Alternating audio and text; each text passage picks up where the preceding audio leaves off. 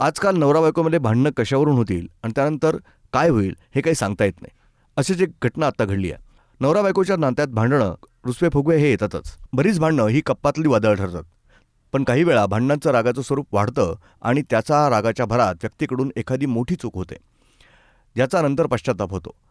पण वेळ हातातून गेलेली असते. अशाच भांडणाचा एक अजब प्रकार अमेरिकेत घडलाय, जिथं एका महिलेनं तिच्याच पतीला विष देऊन ठार मारण्याचा प्रयत्न केला आणि ती त्याच्यावर रागवण्याचं कारण ते एवढं भयानक होतं, ते ऐकून पोलिसही चक्रावले. त्या महिलेनं पतीच्या वाढदिवसासाठी पार्टी दिली होती, मात्र त्यानं त्याबद्दल तिचं कौतुकच केलं नाही. त्यामुळं ती संतापली आणि तिनं माउंटन ड्यू कोल्ड्रिंकमध्ये कीटकनाशक मिसळून ते पतीला देण्याचा प्रयत्न केला होता. या घटनेमुळे सगळे चक्रावले असून सर्वत्र त्या महिलेची चर्चा आहे. मिशेल असं आरोपी महिलेचं नाव आहे. न्यूयॉर्क पोस्टच्या रिपोर्टनुसार मिशेलला सोमवारी अटक करण्यात आली आणि तिच्यावर पतीचा जीव घेण्याचा प्रयत्न केल्याचा आरोप करण्यात आला.